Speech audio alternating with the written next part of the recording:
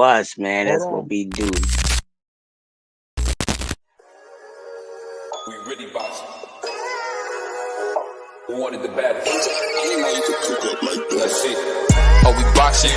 Yeah, we boxing. I need that belt like it ain't no other option. So we punching and weaving and blocking. Defeat ain't an option.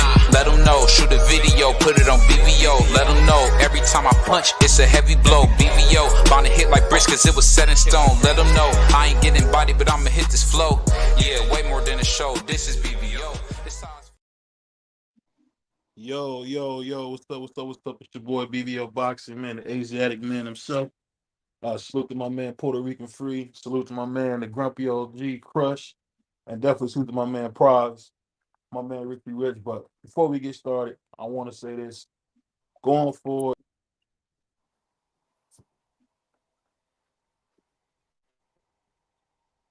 I don't know what happened to BVO. He dropped off. He'll be back in a second. He wanted to make a statement to yeah. the channel. So we just want to Yeah, wait just for bear him. with us and give him like 5 seconds. He probably outside shaking and moving. You know how that could be for people's. Yeah, I mean, but what up with y'all though? Y'all good? Free crush? What's up with Yeah, y'all? what's Yeah, going man, on? you know, just Yeah, getting this cooking with I y'all was cats getting before I go to work. I was listening to Crush this morning, and he There you was go. just. Oh, there Hold you on. go. Go All right, ahead. I hold hold on, that thought. hold on one second. I don't know what happened. I don't know what happened, man. But You cut out. Go ahead. Just run that back. can y'all Start hear from the me now? top. Okay, Yep. okay, Start from the cool. Yeah, top. we can hear you. So salute, man. It's your boy BBO Boxing, the Asiatic man, sent by God himself, man. I'm in the house with Puerto Rican Free. Definitely with my man Prize, man, aka Richie Rich, and the Yeah. Grumpy OG himself, Crush the Legend. Best morning show in the game. But I want to say this real quick. Salute to my man Tommy. Before we get started, there was a lot of cussing and going back and forth on the last few shows, and I want to apologize to those people who heard that. You know, we are trying to run a corporate show, and I want to take it on me. It was me, BVO. I got to do a better job. So I want to apologize if anybody was offended. We're gonna do a better job of making sure we ESPN clean because we don't got to speak that way. As my man James Brown said it best, we're black. Blacks don't talk like that, so we ain't got to talk like animals. So I just want to say anybody who was offended by what the last few shows, forgive me, BVO. I got to be better. But let's get to the show today, man. We got a big show. We talking about a real issue. We talking about stunted growth. And when we say stunted growth, it can mean a number of things. But it's two people in particular. One is kind of accomplished, so it's kind of hard to say he has stunted growth in Adrian Bronner. But the other one's Jamal Charlo. But I'm gonna start off with a question for the panel. I'm gonna ask you guys this: what is the one thing that you would say stunted Jamal Charlo's growth? Whoever wants to start, go ahead. Good. Free.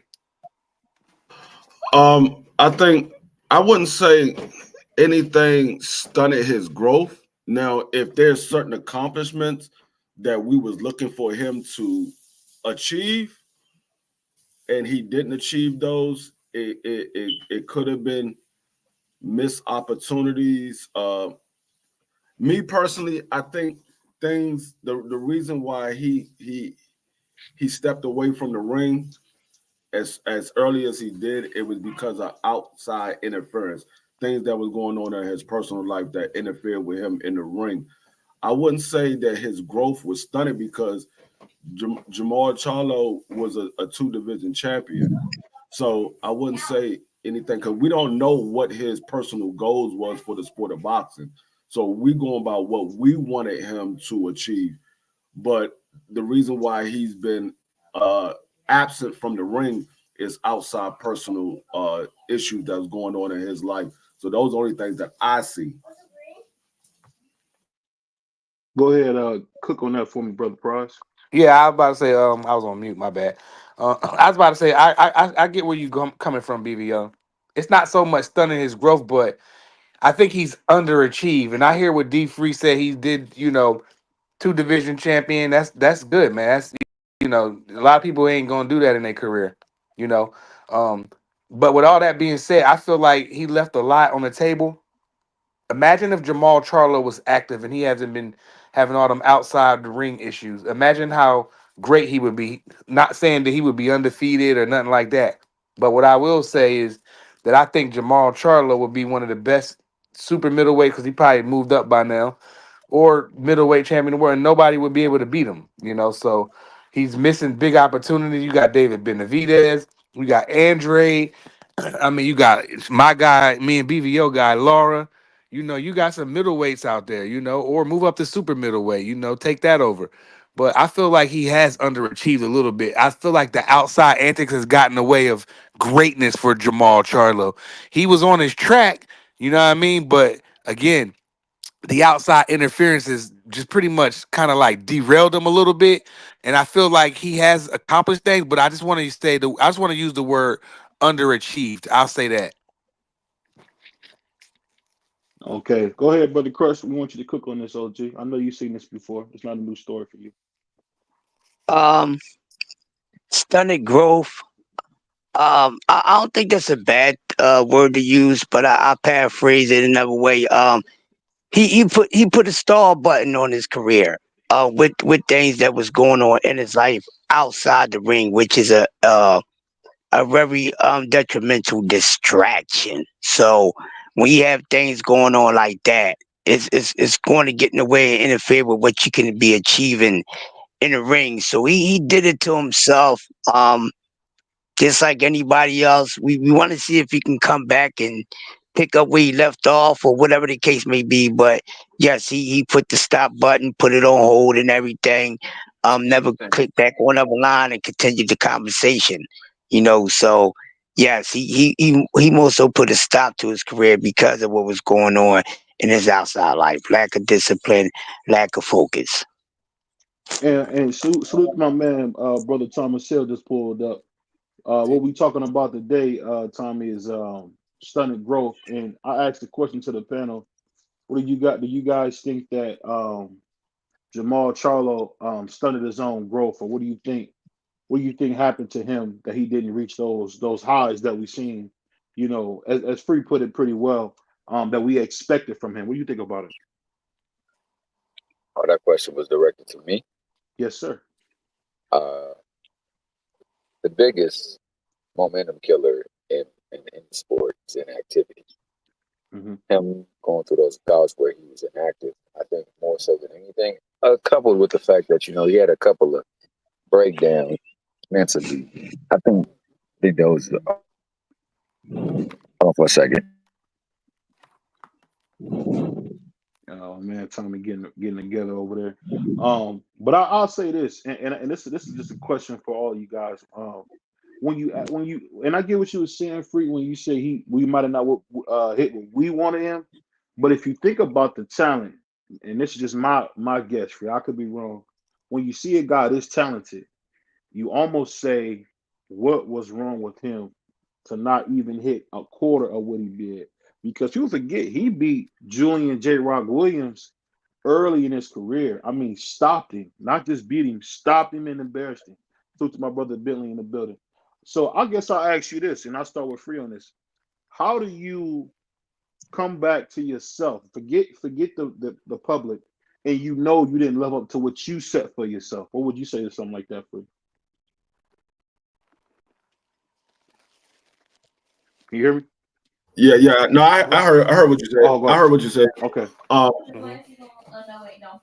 you basically got to look yourself in the mirror and have a conversation with yourself, regardless of how the public view you or how they look at you. If you know that there was personal goals that you had set for yourself and you didn't meet them, you got to have a conversation with yourself and come to reality and say, okay, it takes self accountability and say, this is what I did wrong and I need to correct this situation before I step back in this ring. Because the only person that can stop you is you. Nobody else should be able to stop you unless you allow them to. So it's something that he got to take accountability and have a conversation with himself. So I bet. I'll ask a follow up question, and I'm gonna go back to Tommy on this because you kind of brought up a good point. But how do you come to that conclusion, Free? That's the thing I'm saying is because I think a lot of times we don't understand that a lot of guys don't have some of these life skills that some of us may possess. I'll be honest, I'm personally in counseling because I'm trying to learn some better life skills, how to handle things better, I'll just be totally candid. There used to be a time when yes, BBO could be very thin skinned at times, but through counseling and learning what really bothers me and what gets me, I've learned how to cope with that. Do you think a guy like a Jamal Charlo was able to get that kind of help? What do you think? On which from what you were saying, Trey, what do you think? It all depends on the individual. If he takes self accountability and you want to change the outlook that people have on you and the the things that's going on in your life, if you want to change those, you have to look at yourself and make those judgments. You can't just wake up one day and say, "Hey, I want to change." You literally gotta work at it, and it all depends on if the individual wants to make those changes. If he wants to make those changes, then it'll be made. If he don't want to make those changes, then he just gonna go back in the ring and do what he's been doing. Salute to my brother Ace. But go back, salute to my man Tommy. He just walked in the building, man. I hope you shut the door when you came in. But let me ask you this, brother Tommy, because you got held up. So I want you to finish what you were saying, Tommy. Yeah. So, like, to me, like, the things that you cannot dismiss or you cannot go past are the fact that they deal with issues that are beyond the ring. And those issues, if they're not properly dealt with, they can bleed into the ring. They can bleed into the performance that you have in the ring, and they can bleed into the lack of activity that you have in the ring too. So it's like they gotta, before anything, before they can get up in there to get things back on track. Because once you got the skills, you got the skills. You just Mm-hmm. got to keep them bad boys. So it's like having tools. You got a knife and you want to cut it. You want to cut a piece of meat. You got to make sure that bad boy stays sharp. The edge is straight, and you got to make sure that it's being put to use in the proper fashion. Otherwise, it gets dull. Otherwise, it loses edge. Otherwise, it loses its ability to perform like it's supposed to. Same thing with the way that you are mentally and physically in that ring. See, the physical part is going through the motions and making sure that your reflexes and you know your action in the ring are still what they were when you think about it. But then there's the acuity in the ring that that goes away as well too, because now you're not doing it. You gotta get your drift back together, so to speak. So you're gonna have to take some time to go through fights, and the more you stay off when you're at a high level, you just can't come back to certain level fights. They're expecting you to fight certain fights, and these Mm-hmm. people, if they're not taking off, they're sharp.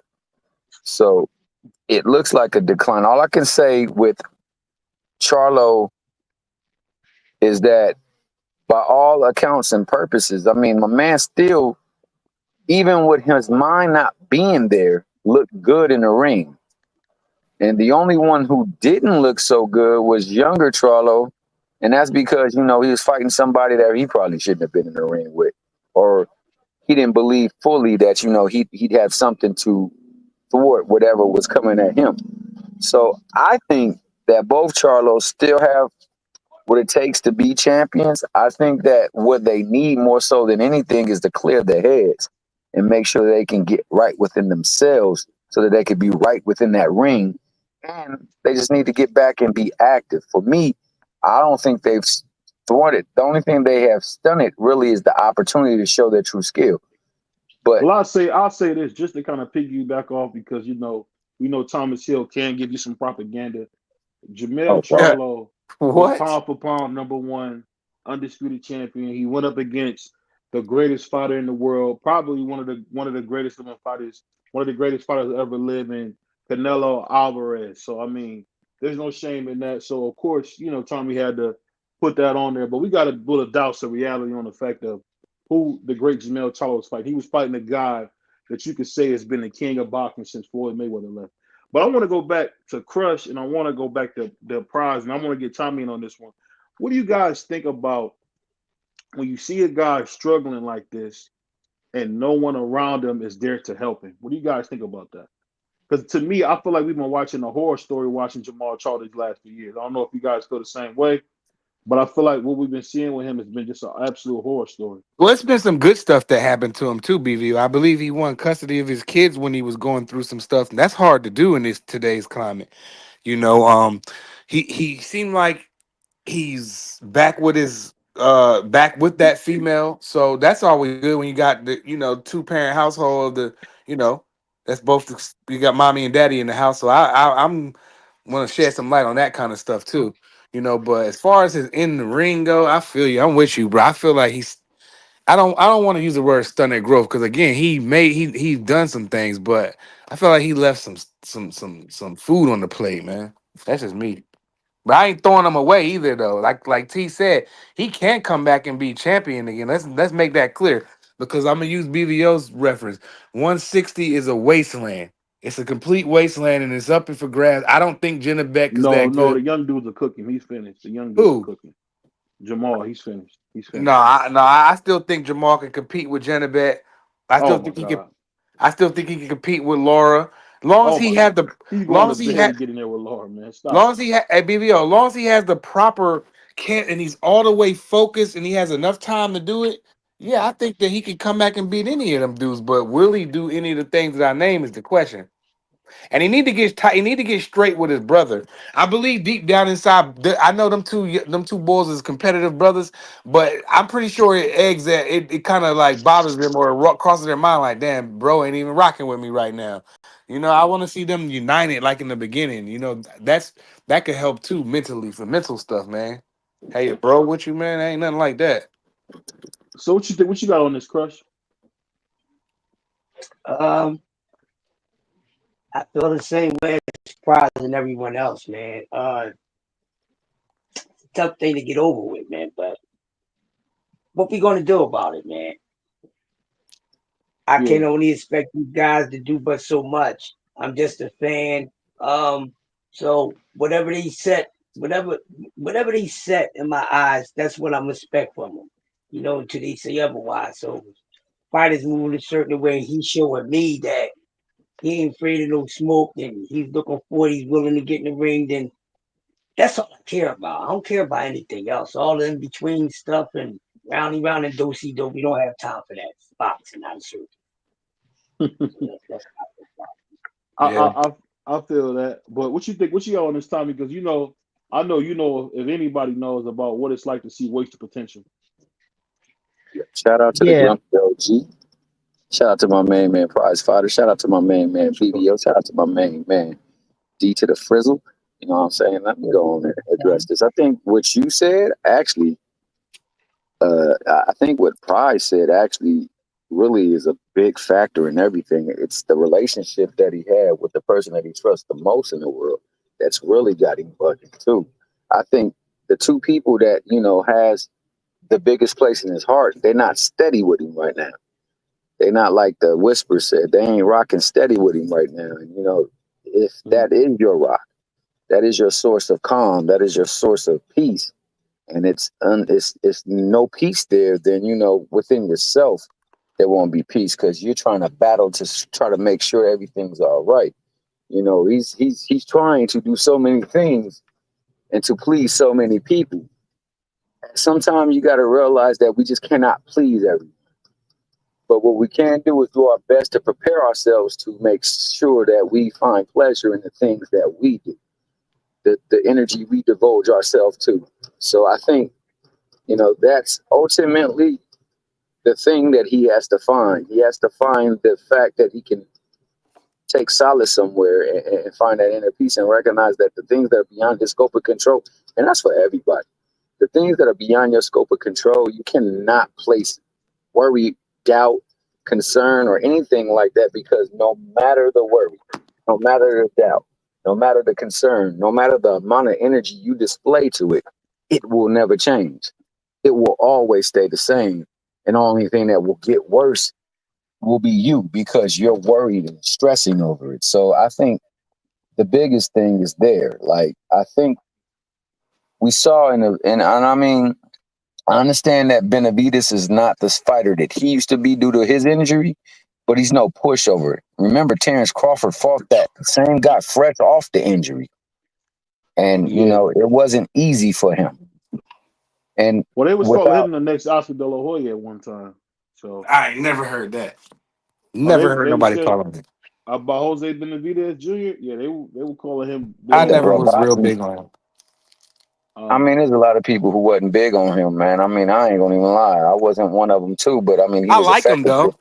I He was like him though. effective in that ring, well, you and know, he was BBO more always effective. check for the Spanish fighters, man. But we I, got my I, man I real. We got my man real. Pretty talk. Tom, hey Tommy, pretty talk. Tommy, you in the house? Yes, sir. How you doing, champ? go. Good, good. So we got an expert on To the this, panel, man. man. We got an expert on this. So this what I ask you, man. For some of the things that you had to endure, man. What do you do when you see a guy blowing his life, and you've had a chance to be behind that firewall that a lot of us, thank God, haven't had to go through, man. What do you do? What is it like when you're around so many talented guys? Because that's the one thing I always hear about people when they go to prison. They be around some of the most talented people you could ever meet. They just don't know how to put it all together. Yeah, it goes deep. Well, just based on the title of the show, man, you talk about stunted growth. You know, well, I'm gonna bring it back to Charlo because Charlo helps me to kind of give me a context to this. I Hmm. look at Charlo, who oftentimes throughout the past couple of years, it looked like he was doing some drinking. He was having some interviews where he sounded like he was drinking. Hmm. We know he's having some personal problems with his woman. Hmm. We know he's falling out with his brother. And then on top of that, it seems like for some of these guys, people just become yes men because they don't want to get kicked off the gravy train. Hmm. They don't Hmm. want to tell you a hard truth. They don't want to confront this dude and tell him what's happened in his life because they living. They Hmm. part of the team. So you end up having a bunch of yes men, what I'm saying, who are enablers, who enable him. Hmm. Now why he doing this thing? This is where the sonic growth comes in. I don't know what negatives he was exposed to in his life, what negative experiences he had, and I don't know what good things maybe he was deprived of. But Hmm. those are things he got to figure out. He got to figure out because you got to think he got all the talent in the world, world class fighter, two division champion, and he out there blowing it, man. His body is his temple. His body is his money. He blowing it with alcohol. He getting, they're having legal problems. Like why, man? Like why would you throw all that away? Why would you self sabotage that? Where is your growth stunted? That leads you down that road. It's a tough one, man.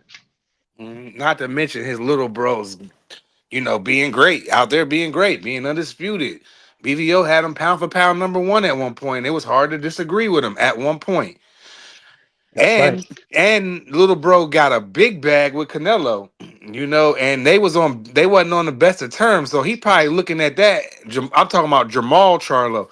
He's probably looking at all that stuff like, dog, man, I got to get this ish together. But then what he'll do is he'll start going back to his old ways, and it's hard because BVO he can tell you that. I can tell you something about old ways, falling back into your old ways. You know what I'm saying? All of us could, I bet. So I just want to see Jamal and Jamel, the first thing they need to do, if they already haven't, is iron everything out with them, get it all out. Because they got their chicks fighting. Y'all saw that video? That was crazy. I wouldn't want my brother's woman fighting my girl. That's crazy. The kids got to see this stuff. They cousins, first cousins, twin fathers, so it's just so much stuff. They need to iron out family first. Then, Hmm. like the homie said with the yes men, they gotta go. Cause they scared of Jamal. He start doing stuff outside the ring, and then they get scared of him because they don't know how he gonna act. We seen him tripping on live before. We all seen it. You know what I mean? He might have one of them spells or meltdowns. So Hmm. but he needs to get rid of them yes men, like the homie said, and he needs to start first within his start with yourself first, and then iron out family. Once you get that beef, that wall, and that void from beefing with your family, when you get that wall knocked down, you feel so refreshed, and they can get back to training together. They can get back to keeping each other sharp in and out of the ring, and just do the right things, and come back in the second half of their career and whoop some behind. That's it. And I'll say this. I'll say this. Now, when we talk about great fighters, there's only a few. Canelo Alvarez, I would say Terrence Crawford, Naoya Inoue, Teofimo Lopez, Devin Haney. When you let me ask you guys this: why does it seem that in boxing, that this is the only sport where you will see a guy crashing and getting worse and worse and worse? and no one tries to help him because there was a incident that Tank had where some young lady was minding her business and he grabbed her up by her coat. And I could say I got to give Tank a lot of credit. We haven't seen nothing like that since. So how is a guy like Tank able to get help, but not a guy like Adrian Broner, who I want to bring up? And I say, what do you guys think? Do you think there's like a stigma on getting help, on trying to become a better person? So to my man D for the win. D for the Mm, win is a good dude, but he stole the towels out my grandmother's house, man. I know that was you. It's okay, dog. Keep them. We not tripping, That's Slim. crazy. But shout out to D for the win. But go ahead. Shout out to the homie B. yeah. Um. He off the It chain. it getting help is all on the individual. It is you can offer help, but if the individual don't want help, they ain't going to take it. And also, you got to remember these guys are fighters. So a lot of people look at them and say, "Oh, they'll work through it. They strong individuals. They fight." They forget that they human beings. They look at what they see in the ring and think that they can just muscle through anything. So a lot of times people won't reach out to them as far as giving them help because they look at them as tough individuals and they want them to reach out on their own. Sometimes you might have to pull one of them to the side and talk to them and see what's really going on. But it's only the individual that they respect that they will listen to. If you're not an individual that they respect, they're not going to listen to you. And like I said, you gotta want the help in order before you can receive it. If you don't want the help, you ain't gonna receive anything that they offer you. So speaking on that, I ask you this, real quick and talk time, and I'm gonna go to my man Thomas Hill, Mr. Westside of Compton. But let me ask you this, President Talk Tommy. When you think about the guys that you met when you were in prison, man, can I ask you this? Were you surprised how many intelligent people you ran into? No, I wasn't surprised, you know what I'm saying, because I know how life works, you know what I mean? Like intelligence is one aspect of this, man. Oh, I just want to touch Hmm. on one thing, but before I fully answer Go ahead. that, touch on one thing. You brought up a good thing. You said Tank. You ain't see Tank, getting in trouble no more. You don't see him drinking no more. You don't. Tank got Coach Calvin and Kenny in his life. That these are mentors who love him. He had Coach Calvin in his life since he was a child. He trusts that man. And Coach Calvin's going to tell him what it is. Coach Kenny's going to tell him what it is. They're not just going to be yes men. You know what Hmm. I mean? I think that's a big benefit Tank got. Back to your question, I'm not surprised how many intelligent people I've seen in prison, because I was intelligent. I always knew I was intelligent, but I was a troubled kid. You know what I'm saying? Listen, man, I'm a troubled man right now. 49 years old. I'm a troubled man. Stunted growth, things from childhood. I go to therapy now. I deal with that now. So I'm not surprised because I know in my personal life how these things can hold you back. You know what I mean? Like how I start drinking. How do I start drinking in my late 40s, in my mid 40s, start drinking and become an alcoholic? How does that happen? Right? That's I don't know. You know what I'm saying? But this Hmm. Yeah. shit, it's like D3 said. You got to want the help, and you got to go out there and seek it. And that's what I do. I don't drink now. I don't Hmm. drink now. I go to therapy. I do different things for myself now. But I imagine it's much harder if you're a millionaire fighter Hmm. where you got people on your beck and call. You can have whatever you want, and you talking about I got to go to therapy. Right. I got to get educated. I don't need to do none of that. I'm rich, bitch. You know what I'm Hmm. saying? Like that's Straight fun. But like that. yeah, but that I think that's how a lot of them feel. Yeah. Yep. And then they be on them vacations and them all inclusive vacation and them drinks get to flowing out in Jamaica. When I was out in Jamaica, I was like, oh my God, I had one of the best times, but one of the worst times because I ended up being in a hospital because I got sick out there. You know what I'm saying? But I was doing the most. And I know if you got all that, I know that if I had Charlo money with them fast cars and all that stuff, I could only imagine how I would be. So like it ain't easy, like you said, bro. That's gotta be a challenge in itself. You probably gotta find something to do. I don't know. Get undisputed. And come see me. I don't know what to tell you to do, but you gotta find something to do. Um, I'll ask you this, Thomas Hill, because one thing about Thomas Hill, man, them P Funk brothers know what they talk about. So let me ask you this, man. Growing up, being from Compton, right? Let me ask you this: when you seen guys that were talented, whether it's football, basketball, because you got it all. It's LA. It's 75 degrees about 9 years out of the month, 9 years out of the calendar year. So let me ask you this, man. What was it like seeing guys blow opportunities, like just blow them? What was that like seeing that live? Well, I think it's like Tommy said and D Free said, it's the people that you have surrounding you. You know, you want to make sure that the people surrounding you got your best interest in mind. You want to make sure that you know they know no matter what you do, they gonna hold you accountable to a certain standard. And if they see you have talent, it's like we said for Devin Haney when they had that situation with the bag situation in the car. There's Hmm. people that's supposed to make sure that nothing touches him. That's what they're there for. They're supposed to protect him, and they're at the accountable. No, we ain't doing nothing. You're not gonna be involved with anything. We're gonna keep you grounded. If anything should pop off, we got people that's gonna be there to handle and deal with that. So you got to have the right folks around you. You gotta have yourself grounded in something because there's so many things that can distract you. And sometimes we just want to be part of something. We want to feel a part of something, and that's a lot of times the thing that take people away from the path that they should venture down. Yeah, they see the path that many others take, and it seems like it's something that gives them a sense of purpose, that gives them a sense of belonging, that gives them exhilaration. So they want to go along that course because that's what my people doing. I think the one thing that Tank saw too, also, and this is a big help, is to see somebody who he loved and respected have pretty much everything at his disposal and watch it just get snatched from him. And watch him be the one who snatched it from him because he didn't have the dedication, he didn't have the love, he didn't have the discipline to continue to do the things that made him so great. And he saw the things that pulled him away from it. So you got to Hmm. have people that's not only there telling you you messing up, you slipping, but you also got to have people there to show you, hey, this is not the right way. Because you can learn from people who are around you who are not doing the right way. Because you could see the effect, the effect and the reverberation of it.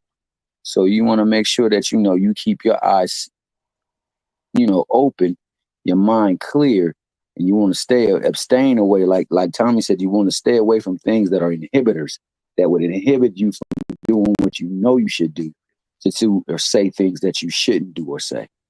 So I think that's the biggest thing. Like growing up in the hood, there's a lot of those things. There's a lot of drink.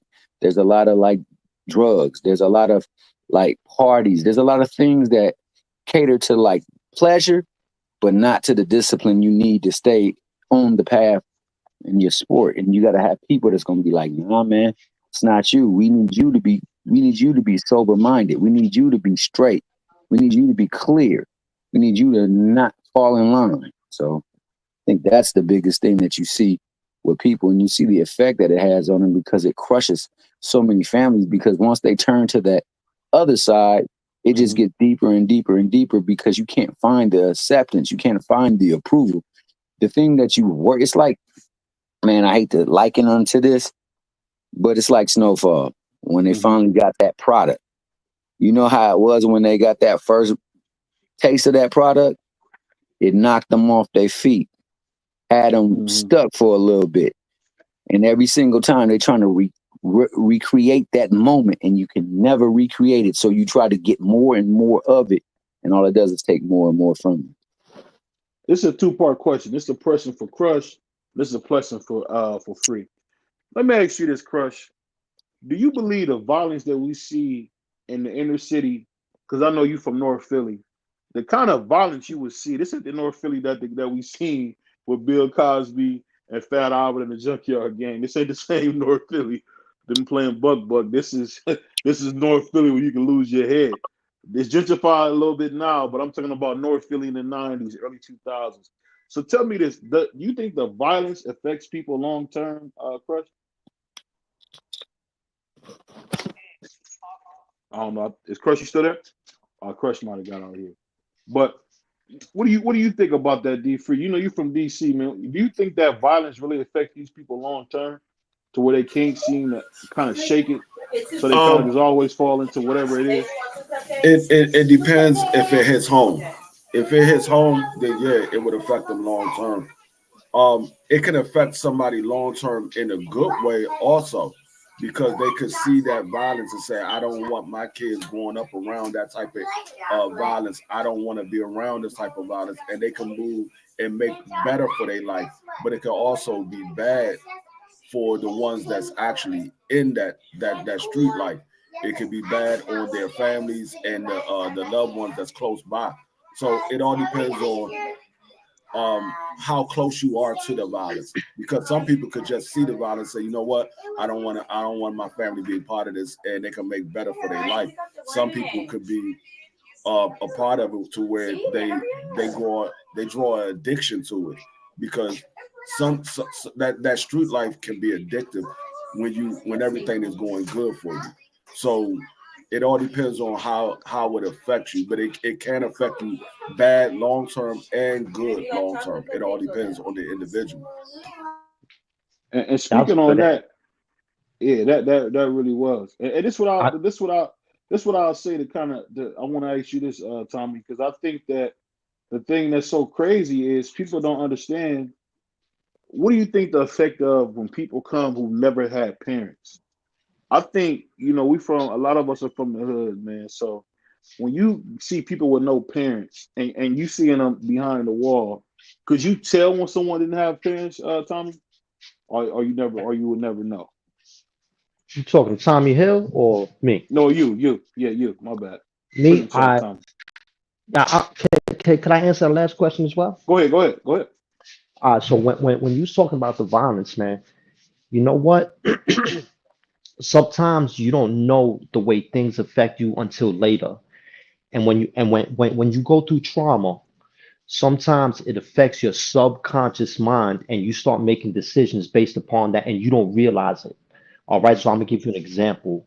I'll give you two examples in my own life Hmm. from the violence, from witnessing domestic violence in my home, from seeing that go down.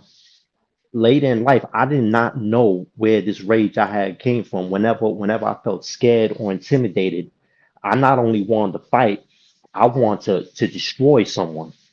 And at Mm. 16 years old, I got arrested for killing two different people on two different occasions. I'm not proud to say that, man. A 17-year-old Unalive. Sorry, unalive. unalive, Yeah. unalive. Now, and I didn't realize the way the domestic violence in my home created a certain kind of rage in me that expressed itself later. I didn't realize why I gravitated towards other kids who was getting in trouble, and I had a distrust of police. I had a distrust of police because they took my father away. I had a distrust of police because my mother was always watching out for them because she sold drugs. So naturally, I gravitated towards the crime. You know what I'm saying? Hmm. But I didn't realize that when I was a kid. I didn't realize that then. I didn't realize that until I was in prison 10, 15, 20 years already. Hmm. So it's crazy. What's the second question? My second question was, matter of fact, it doesn't matter because what you said is really powerful. You're talking about the after effects of violence. So speaking on that, let me ask you this, man. When you a kid, doesn't it kind of blow your mind how much stuff you do remember when it comes to the negativity? Does that surprise you sometimes?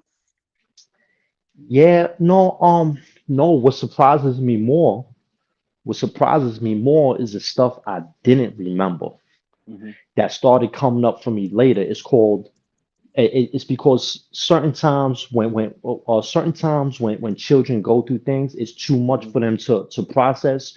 So Hmm. you repress the memory. It becomes repressed. And once I had to start writing things out as part of a therapeutic thing, there's a program I was doing where I was working with youth, and you got to write about your life. And by doing that, it started making me remember things that I didn't process when I was a child. But it helped me process those things now as an adult, right? Because now I could handle them. So now I was able to process some things, and it caused a lot of growth in me. It really helped me mature as a man. Not all the way. I still have problems, but it helped me a lot. So I'm surprised at the things you don't remember. And then when you do discover them, Then you start connecting the dots like, oh wow, this is why I react this way in these kind of situations. You start connecting the dots, you start figuring out why you tick the way you tick. And you know what? I want to speak to this, and I mean this. I want to set this statement. I mean no disrespect when I say this, because I know sometimes this is BBO being serious. I know Prize grew up very well off. So let me ask you this, Prize. So a guy who grew up very well off, someone pool at the house, money to go to the store, not a dollar a day like we got. How do you end up getting into things? Because I know you've been through some things. How were you able to? How did you still manage to get into those bad things? You hear me, Price? I think Prize might have Nah, my my daughter. bad. I was talking to my daughter. Give me like 2 seconds. Oh, okay, but we'll come back to him because I ask you this, Free. When you made a decision to go to the army, what went into that? What was the main thing that said, I'm gonna go to the army? Because we all here, even though you're Puerto Rican, I'm sure you always heard the army ain't for no black man, the army ain't for no Spanish man. What made you make that decision? Because to go, a lot of guys in the generation before you and your generation went to the army. What made that decision possible for you to do? Um, well, one, I didn't realize that I actually had a scholarship to go to college, and when I was graduating high school, I looked at my options that I had. It was either go hang out on the corners with my friends, to get a job making minimum wage, or go to the military and have the opportunity to go to college. So I chose to go to the military, which gave me the opportunity to go to college. And I was glad that I took that decision because the military helped to develop structure in my life.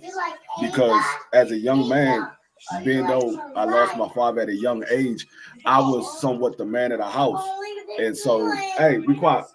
I was somewhat the man in my house, and I had to realize I had to be able to grow up faster than most people my age, being though that I was 18, first time away from home. I was a squad leader in the military, and 90% of the people that was in my platoon was at least 5 years older than me. And I'm Mm, 18, fresh out of high school. These guys is in their 20s, some of them in their 30s, and I'm the squad hmm leader because of my ROTC that I did in high school. But I, I've I've always had a feeling I was going to end up going to the military because my father was from the military, and my stepfather was in the military. So I always had a feeling I was going to end up going. I just hmm didn't make that decision until I graduated high school, and I didn't know because I actually had a scholarship, but I didn't know, and it wasn't until I had already enlisted into the military that I found out that I had a scholarship. hmm So speaking on that, I'm gonna go back to my man Christian Talk, Tommy, then I'm gonna ask my man T Hill this right after this. So let me ask you this. You spoke about something about as far as getting to alcoholism. How did you cope, man? Because one thing I will say is I noticed that some of the most violent guys are the nicest guys. And you say, how is that possible? I think some of the things that my man President Talk Tommy been through, you would say he's a violent man, but he's a very nice guy. Let me ask you this: how come it seems like the guys who are the most, I don't want to say in a negative way, but are the most about that life? How come those guys always seem to be the nicest guys? Why is that, Tommy? I think because a lot of those individuals, they know they have a certain propensity, to commit acts of violence. They know they could go there. Mm-hmm, They know what they're capable of, mm-hmm, and they have a little more confidence. A lot of times when people are running around mean mugging, acting like a-holes and all that, a lot of times it's a reflection of insecurity. It's fear.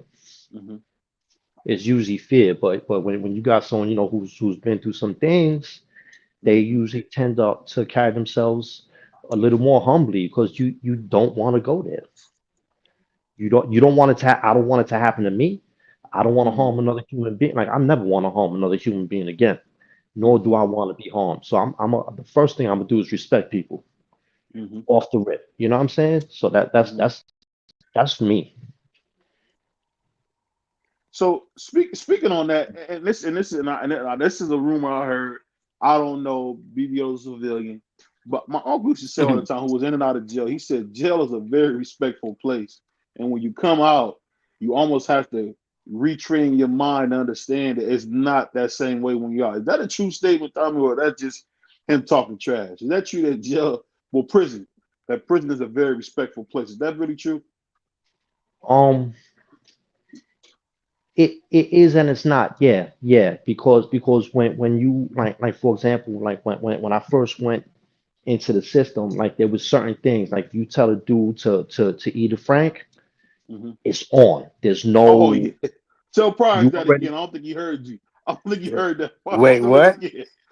Tell him what you just said again. This is not to you. That this is something I was telling you. Go ahead. Tell him again, now Tommy.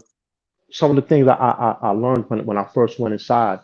If you tell a dude, if you invite a dude to suck something, Mm-hmm. it's it's it's On site. warfare for real. Yeah.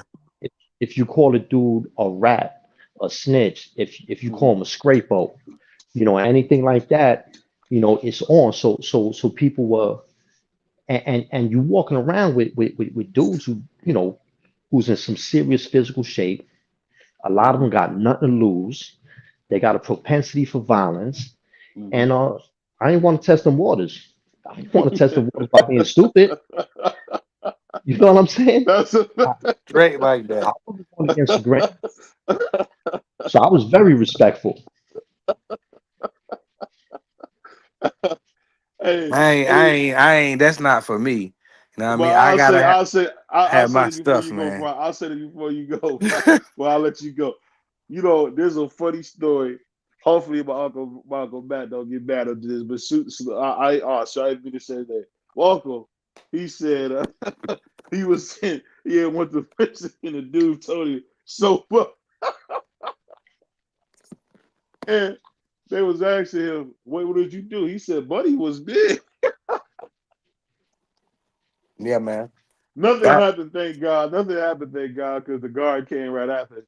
But just the fact of how you can really run into like situations where you can really get hurt.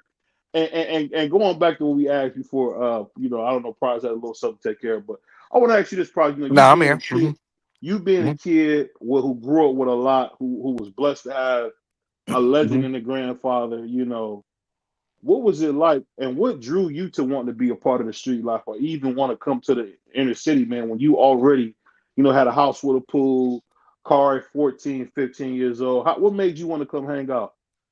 It's because I had access to everything at a young age. I had a brand new car when there's my friends' moms didn't have cars. I'm driving them to the grocery store and stuff like that. And what happened was, with me and my friends, what the hood drew me in because everything was there. All the weed was there, all the access to alcohol was there, and the number one thing that was my number one goal, the girls was there. The best kind of girls was there. I thought at the time. So Mm-hmm. now I got access. Now I'm over there. Now some of these girls, they moms is cool. Hey, let me borrow $10. I had it. You know what I mean? It was nothing. So I was taking. I dropped. Like I said, I help them with the groceries. They was letting me stay at their crib. I'm in there Mm-hmm. with their daughters and stuff. I was like there.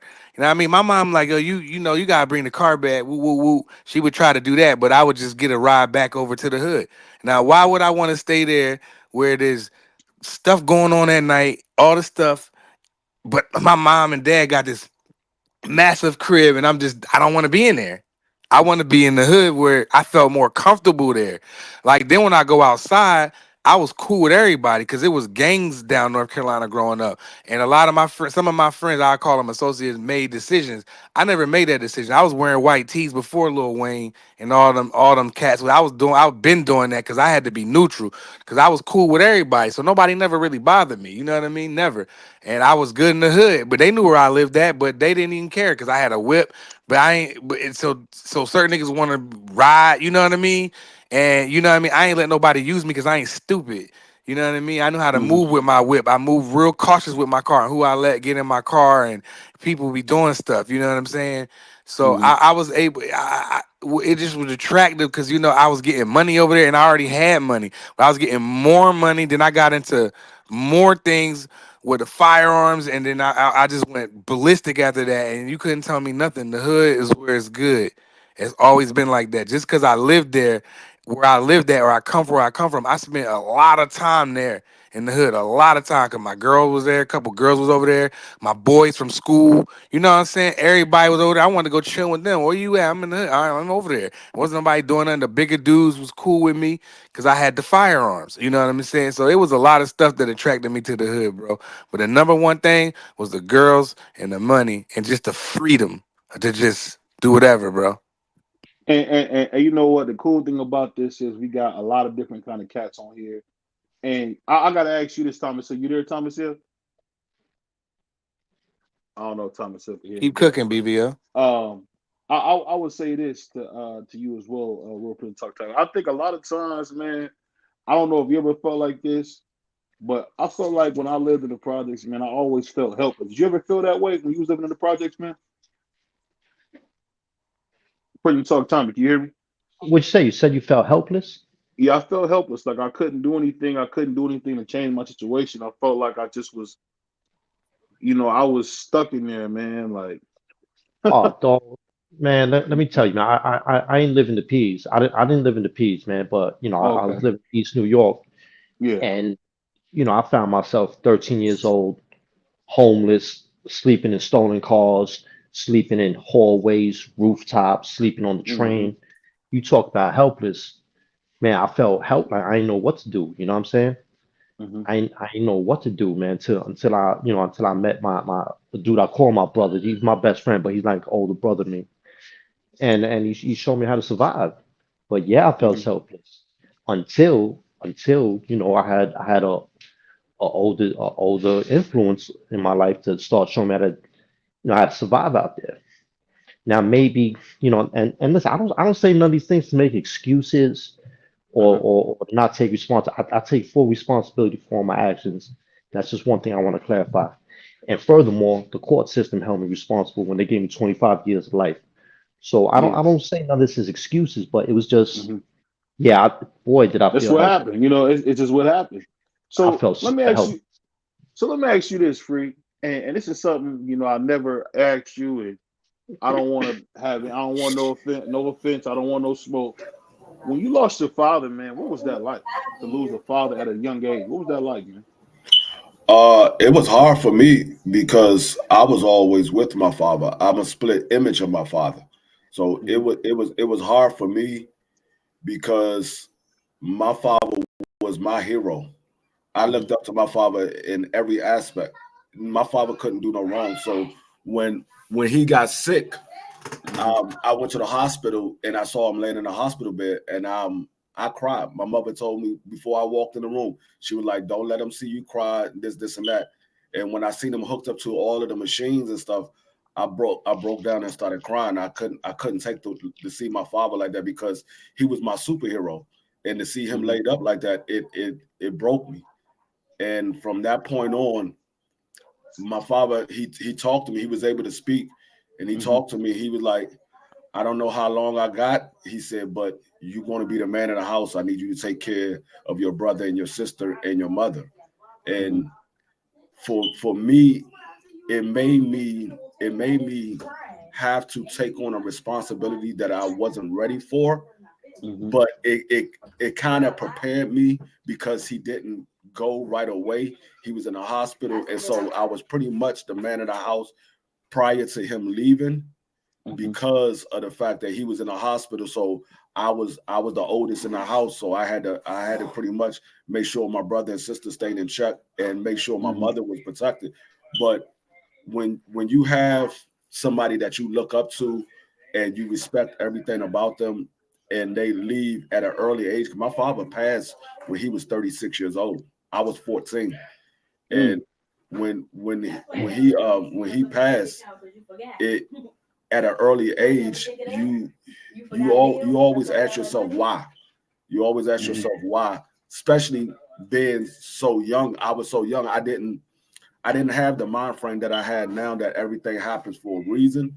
Hmm. The only thing I had in my head was why my father. My father did everything that he was supposed to do. He took care of his family, and he made sure we had a roof over our head and made sure we had clothes on our back. He did what he was supposed to do as a man, but it helps you grow. Everything happened for a reason.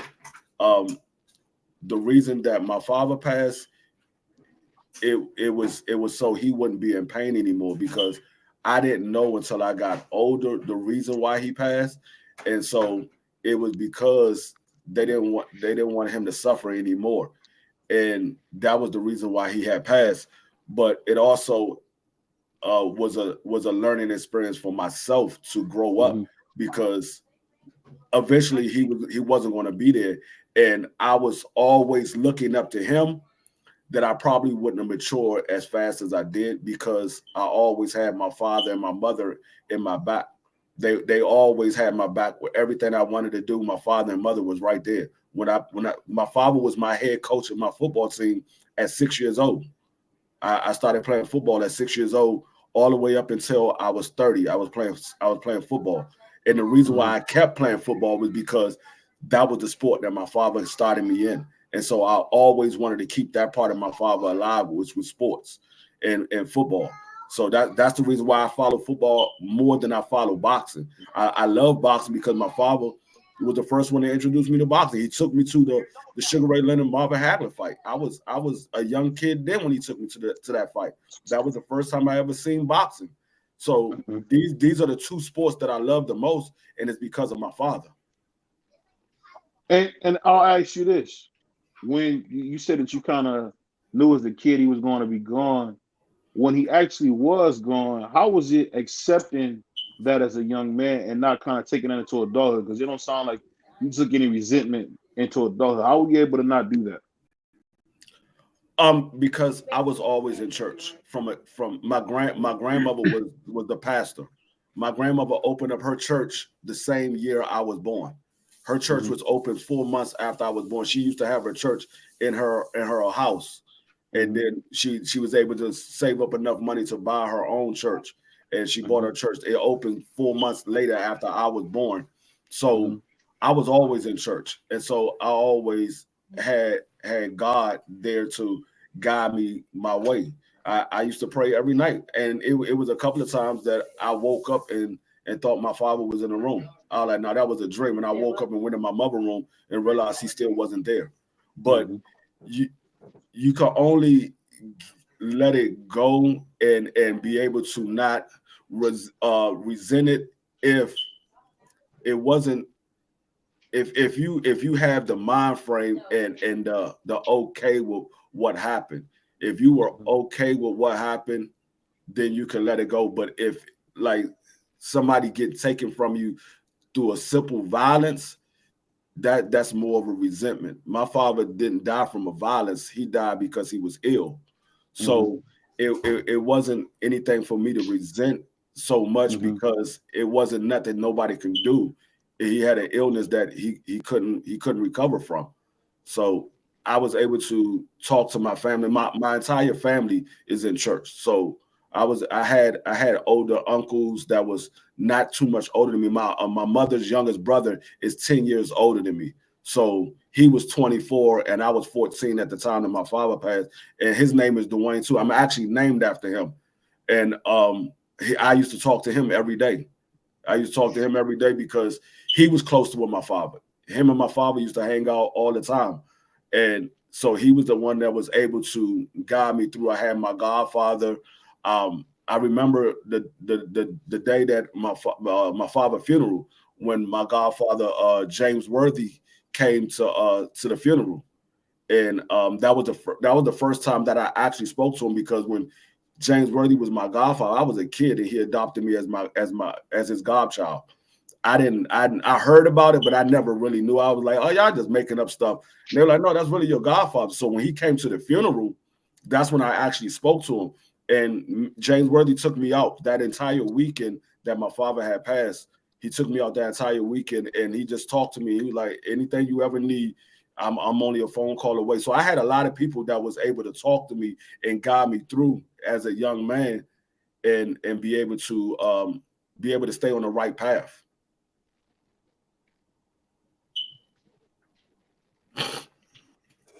Y'all can't Oh, even hear me. My bad. I was talking up a story. I couldn't even hear me. Salute to my man Tim Layton. Salute to my man like that. Shout Hey, out to like him. that. Like Please, that. man, bring back my grandma's towels, bro. That was foul, dog. That's still from her, man, when she had you over there cleaning up. That's foul, man. Hey, real prison talk time. This dude, Yes, you sir. gotta watch this dude. This dude tried to steal my mother's car, man. So watch out for like that, man. That's a dude who eat a whole lot of donut. So you gotta watch him. But I'm gonna ask you this time because I want you to have the final words before we get out. We getting ready for one of the greatest shows out there, man, the Coach Squeeze Show, aka the Rise Podcast, back with another one. But let me ask you this before we get out of here, Tommy. When you talk about going to prison, can you explain to us what was it like seeing people turn their backs on you when you got that sentence? What was that like? Oh, that was it's hard. It feel like violation because one, you mad at the world. Mm-hmm. Um, Especially me. I had my girlfriend at the time actually testified against me Jesus in Christ. a Yeah. homicide trial. Mm, So, I felt violated, betrayed. Yeah, you feel betrayed, you get angry, you could go on a resentment, and I held that for a long time until I started realizing different things. Like I'll use her as an example, being I mentioned mm-hmm. her. I realized that, what, if that girl did not testify against me, it Mm-hmm. would have been another girl testifying against me for something else, or another dude testifying because I was the one that was out of Mm-hmm. control. I was the one that was out there committing crimes. I was Mm-hmm. the one out there acting like a cowboy, running around with them things, doing Mm-hmm. stupid stuff. So and I just had to take that responsibility for myself. And when I really realized that the common denominator is me.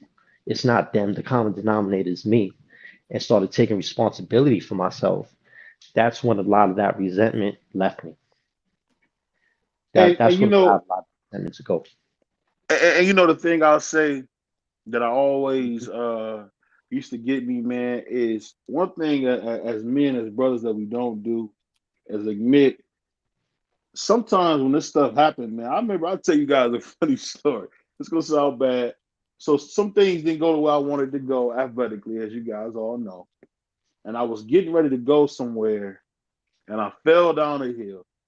And I remember, like, man, I was so pissed. Not about falling down the hill, but I was just so pissed that your boy just sit there and I cried on that hill.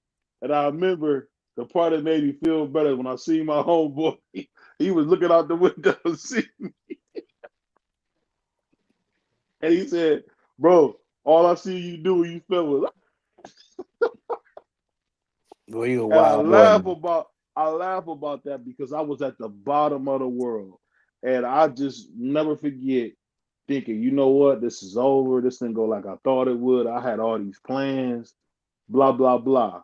I ended up having serious surgery at 17, changed a lot of things. And I just say this, man. I think we really got to understand that we as brothers and sisters, man, we got to come together and have real conversations because you never know who's dealing with what, man. You never know who's dealing with what because I really give, Real Prison Talk Tommy a lot of credit, man, because to spend so much of your prime in prison and not to come out bitter, upset, mad at the world, I just say that ain't nothing but God, man, that did that for you, man. But I just want you to know tomorrow we got the greatest fighter at welterweight coming. My man Brian Norman, Jr. and Senior is going to be here tomorrow. Hey, and if any of you guys know, we know that Boots ducked Brian Norman Jr. because he didn't want to lose. So let's stop the narrative. I'm sure everybody in the panel agrees. Boots was not trying to pay the money he should have paid because he did not want that Brian smoke. And it's just that simple, man. And I don't know if anybody would That's how disagree you with me. I feel? think I think everybody would agree with me on that. That Boots I know Ennis Boots was his own is a promoter. hype job. He's a hype job, man. But it's your boy BBO, man. It's the Puerto Rican Prince D Free. It's my man Richie Rich, prize fighter. Real prison talk time. He came out to hang out with the brothers, man. Usually he ain't allowed outside. So salute the Real Prison Talk Tommy for coming to the sandbox. And we out of here. Go to the Coach Squeeze Show, aka the Rise Podcast. Yeah, And tune we in. out of here, y'all. Peace. Deuce. Let Peace. me I'm gonna do my J Hardcore. I can't find the button.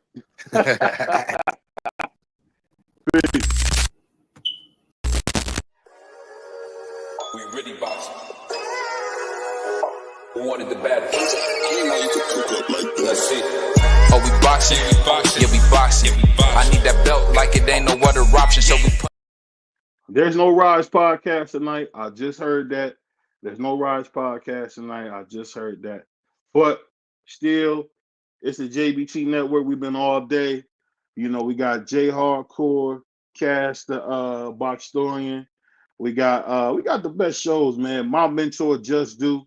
So if you ain't got nothing else to watch, man, just watch the playback. We all here for y'all, and we gone. Peace. We really boxing. Who wanted the baddest? Let's see. Oh, we boxing. Yeah, we boxing. I need that belt like it ain't no other option. So we punching and weaving and blocking. Defeat ain't an option.